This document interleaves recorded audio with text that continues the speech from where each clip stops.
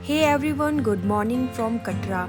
ये रास्ता देख के आप समझ ही गए होंगे कि हम कहाँ जा रहे हैं। हम जा रहे हैं वैष्णो माता के दर्शन करने। फ्रेश होने के बाद हम पहुंच चुके थे Katra bus stand.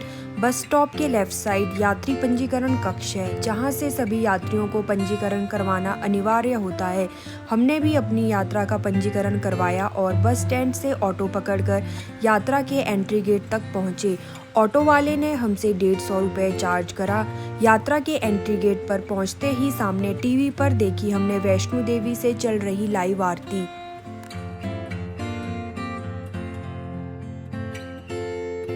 Entry gate पर पहुंचते ही हमने देखा यहाँ चेकिंग कराने के लिए 2 अलग अलग लाइन लगी है। चेकिंग करवाने के बाद हमने अपनी वैष्णो देवी की यात्रा शुरू की।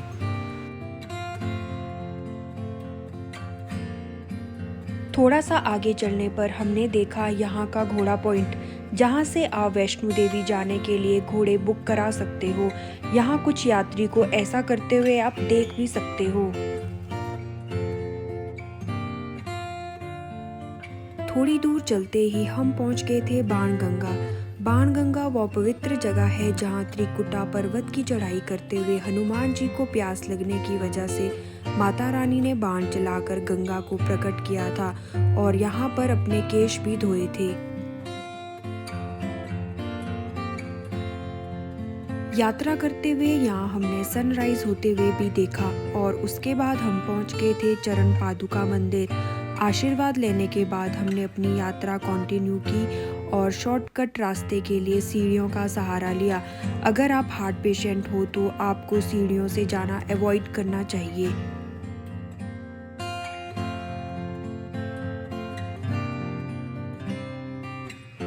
ये सामने आप देख रहे हो अर्धकुंवारी मंदिर। यहाँ माता ने 9 महीने तपस्या की थी। इस जगह को गर्भ जून भी कहा जाता है। यहाँ दर्शन के लिए भक्तों की हमेशा ही बहुत भीड़ रहती है। आपको अपना टोकन नंबर लेने के बाद अपना नंबर आने का इंतज़ार करना पड़ता है। कई बार तो टोकन नंबर सुबह लेने के बाद शाम को माता रानी के दर्शन होते हैं। यहाँ पर श्राइन बोर्ड के बहुत से भवन हैं, जिसमें यात्री रात्रि विश्राम कर सकते हैं और इनकी बुकिंग आप एडवांस में श्राइन बोर्ड की वेबसाइट से कर सकते हैं।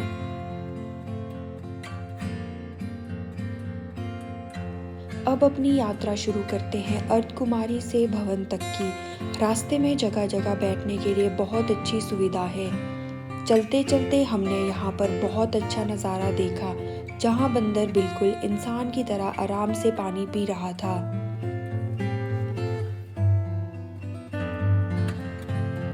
रास्ते में खाने पीने के लिए श्राइन बोर्ड ने भोजनालय भी बनाए हुए हैं, जहाँ पर आप बहुत कम रेट पर भोजन कर सकते हो। आपको यहाँ शौचालय भी थोड़ी थोड़ी दूर के बाद मिल जाएंगे। अगर आपको हेल्थ से रिलेटेड कोई प्रॉब्लम होती है तो आपको यहाँ डिस्पेंसरी भी मिल जाएगी। श्राइन बोर्ड इस बात का पूरा ध्यान रखती है भक्तों की यात्रा में कोई प्रॉब्लम ना हो। चलते चलते हम पहुंचने वाले थे भवन के पास। भवन वो स्थान है जहां देवी महाकाली, महासरस्वती, महालक्ष्मी देवी पिंडी के रूप में गुफा में विराजित है। इन 3 पिंडियों को वैष्णो देवी का रूप कहा जाता है। इस स्थान पर माँ वैष्णो देवी ने भैरवनाथ का वध किया था। प्राचीन गुफा के समक्ष भैरव का शरीर मौजूद है और भैरवनाथ का सर कटकर 3 किलोमीटर दूर भैरव घाटी में चला गया। जिस स्थान पर सर गिरा, आज उस स्थान को भैरवनाथ के मंदिर के नाम से जाना जाता है। प्रसाद काउंटर से अपना प्रसाद लेकर हम लॉकर रूम की तरफ गए और यहाँ बने लॉकर रूम में अपना सारा सामान रख दिया। आपको सारा इलेक्ट्रॉनिक सामान लॉकर रूम में रखना पड़ेगा। माता के भवन में ये सब वर्जित है। माता रानी के दर्शन करने के बाद हम चल पड़े भैरव बाबा के दर्शन करने। धार्मिक मान्यता है कि माँ वैष्णो देवी के दरबार में आने वाले श्रद्धालुओं की यात्रा तब तक पूरी नहीं मानी जाती जब तक भक्त भैरव घाटी जाकर मंदिर में भैरव बाबा के दर्शन ना कर लें।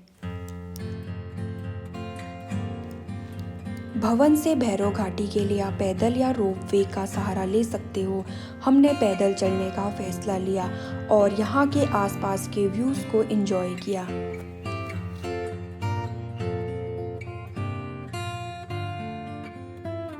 भैरव मंदिर 6600 फुट ऊंचाई पर स्थित है। यहाँ से आपको भवन भी दिखाई देता है। भैरव घाटी से आप बहुत ही ज़्यादा अच्छे नज़ारों को देख सकते हैं। यहाँ पर बहुत सुंदर और शानदार नज़ारे देखने को मिलते हैं।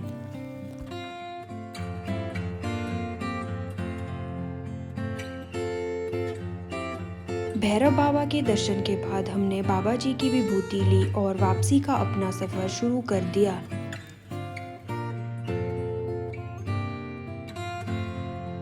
सामने आप देख सकते हो हेलीपैड। ये सबसे इजी वे है माता वैष्णो के दर्शन करने का। कटरा से सांची छत तक केवल 8 मिनट में पहुंचा जा सकता है। वहीं ट्रैकिंग के जरिए वैष्णो देवी तक पहुंचने में भक्तों को 5 से 6 घंटे का समय लग जाता है। कटरा से वैष्णो देवी के लिए हेलीकॉप्टर का किराया प्रति व्यक्ति 1830 रुपये और दोनों तरफ के लिए 3660 रुपये है।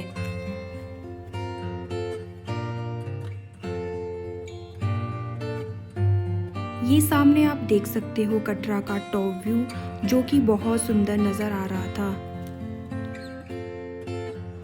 थोड़ी दूर चलने के बाद हम पहुंच गए थे प्रसाद भवन।